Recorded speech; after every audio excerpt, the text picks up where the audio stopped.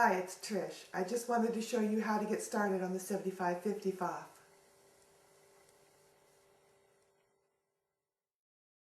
Okay, we're going to start out plugging in the power cord. It plugs in back behind your sewing machine. And then this plugs in your foot pedal over here on the side. Now, you're going to have to begin by threading your machine. So here's some thread. We want the thread to come over the top. It goes in here. There's a little spindle, and there's another spindle if you're going to be doing dual threads. Slide it on. We've got this little thing on here that holds it in place. Don't jam it down in there, just use it to hold it so that your thread doesn't pop off.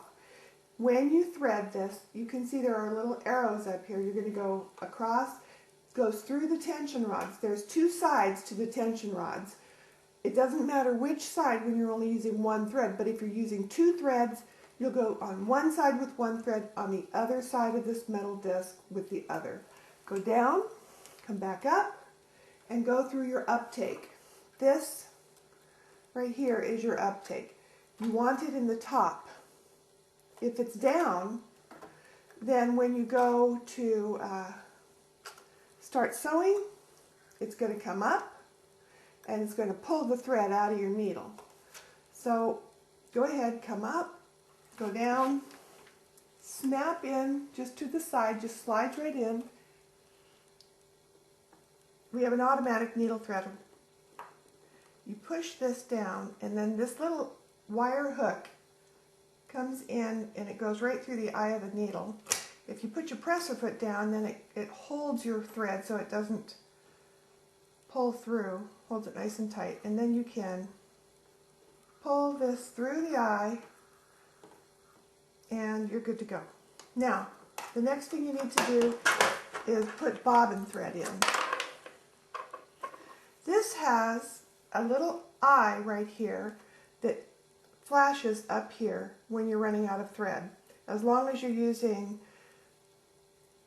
a see-through bobbin.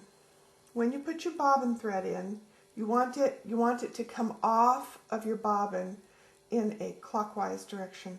It goes in and it comes back in through this little slit, and then pull it until it goes and snaps into position down here.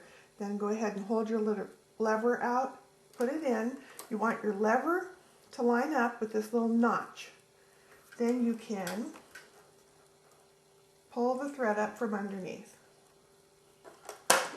You're good to go, ready to sew. On the side, you have a little thread cutter. The other feature this has is a differential feed.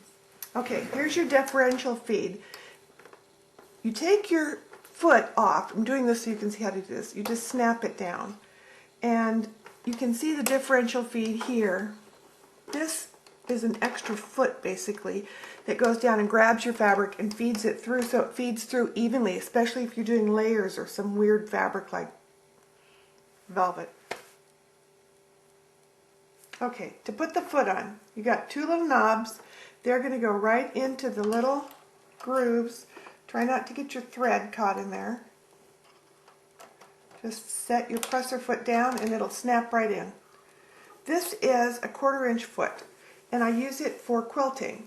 So when you want to sew something, because in quilting you use a 1/4 inch seam allowance, you just put the fabric so that the fabric is right along the edge of the foot, and you can sew. Now, if you want to go in reverse, here's the button. You push the button, and if you hold it down, it'll go in reverse. If this light is on and stays on, it's going to continue sewing in reverse until you push the reverse button again, in which case it will go forward. This right here is if you're going to sew double needle. You can see the light comes on. You'll get a message over here in your computerized screen. If you want to sew something where you're going to be turning corners, or you're going to be sewing and you need to stop and you don't want it to jig-jog out of position, you're going to use the needle down position. What that means is that as you sew, when you stop sewing, it stops with the needle in the down position. When you want that to stop, all you have to do is push that and it will raise up out of there. Here's your computer screen. This is your default. Whenever you turn it on, it's going to go to the straight stitch. If you want to change, this will let you change smaller or longer, shorter or longer stitches. This is your needle position. You want it on the left side, or you want it on the right side, or you want it in the center. When you want to do a different stitch, you escape. Then you can go to any of the stitches that are on your screen by pushing underneath. Go in, and you can change how far apart your stitches are. See how much further they are? Really, really narrow. You can go wider. Well, actually that's at the widest. Or very narrow. So you escape to get back in here. If you want to go and look at all of the stitches on here that arrow to this right, will go and show you. See all the numbers across here? Those correspond to the numbers up here on this back panel. So you can look up here, see what you want, then go down in here and just push in the numbers that you want. So bum, bum, bum, bum, bum. Tons of them in here. The ones that you see at the very end, these are omni stitches. They're really large, but in your manual it'll explain how to use these and what they do, and your feed dogs feed things in multi-direction. So that's how that works. Okay, this is a close-up of your needle. This is when you come down where you put your thread through. It's just a little clip. Either side, doesn't matter. One side for one thread, one side for the other when you're doing double needle. When you lift this up, you can probably see a little better if I'm real close like this. That's how you pop your foot off.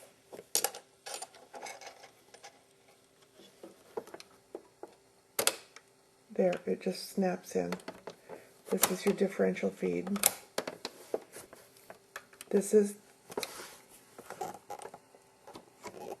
the part way down for when you're doing free motion.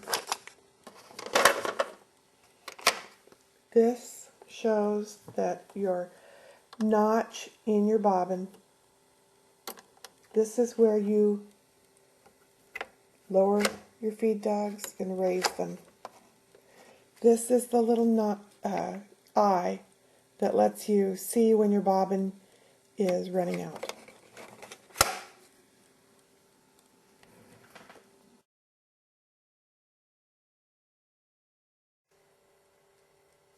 All right, that should do it. Have fun.